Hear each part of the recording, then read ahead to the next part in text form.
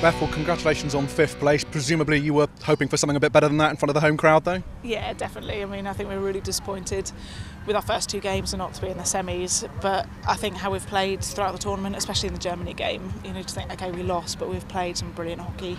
And I think as a team, for us to gel and together and play together has been really good. So in terms of the tournament, we've got from it what we wanted to get from it, and that was just to play hockey together and to start consolidating and building the relationships. And have you learned anything about any of the other teams here that are going to be going to the Olympics? Because South Africa have obviously had a good tournament so far.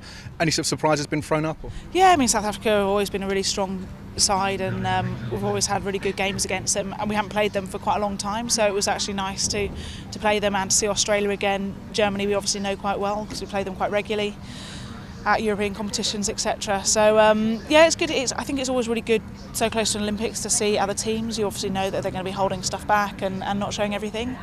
But for us, it's just, it's good to see the players and who the selected squad is for them and kind of what stuff they're going to do. So. And obviously we've got some significant injuries, 4 sort of key players out at the moment. That must make it kind of quite hard to judge the squad's form, but in terms of how you want the form to be coming into the Olympics, where would you say the squad's at? Do you know what, it is difficult when you've got 4 or 5 really key players out of the squad. It makes a difference, but then I think how we've performed this week and you add them back in and we're just going to be stronger. And I have to say the girls who have come into the squad have just been absolutely phenomenal, to have the disappointment of non-selection and then to come in and they've played so well, and I think that's just testament to our great squad as a whole, in that we've got such a great bunch of girls and so much respect for each other, and that they can come in and they play brilliant hockey. So I think I love our team. I love playing for our team.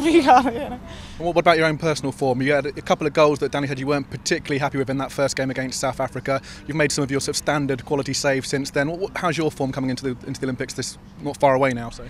Yeah, all right. I mean, I was disappointed with the South Africa goals. I think. Yeah,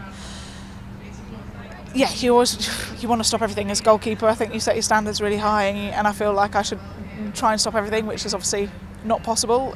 Watching back the goals on video, I mean, I think the girls absolutely hit them like they were going like a rocket. It's not they weren't soft goals, but you obviously want to stop them. So I'm happy with where I'm at. Like Danny said, I mean, we're already tired, so I think good recovery week this week, and then going back into training, and then start tapering and really sharpening towards the Olympics. So. What's the mood like in the squad coming into a tournament like this, when you know there's not really anything at stake, but obviously there's still kind of justification for places to play for? What's the mood coming into it? Are you positive, or does everyone kind of relax a bit? Or? No, I think we're all really positive. I think, to be honest, we're too competitive not to.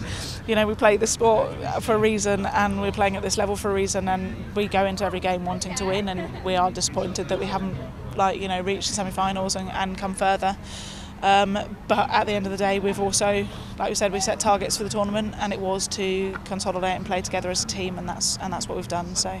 And have you allowed yourself to dare to dream of a gold medal come the end of the Olympics, or is it a bit too early to say that yet? A bit too early to say. I mean, you do have moments. I've dreamt of that for as long as I can remember. So you see it on telly, you see people receiving their medals or medal ceremonies, and you just get goosebumps and tingles up your spine. And I've had that for as long as I can remember. And I think I would love it. You would obviously love it, but at the end of the day, in this Olympics, you don't know what's going to happen.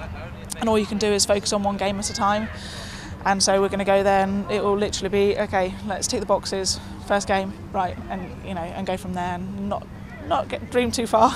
And Danny obviously spoke in the conference just now about sort of the teams that you're going to face in your group. Is there anyone there that you're particularly worried about, or are you fairly confident that you can get points off all of them?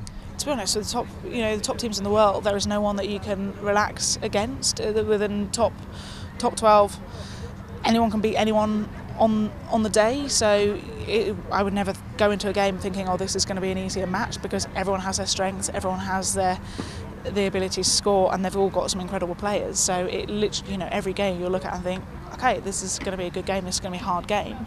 But I also believe that if we play our hockey, and the hockey that I know we can play, then we're going to also be a tough team to beat.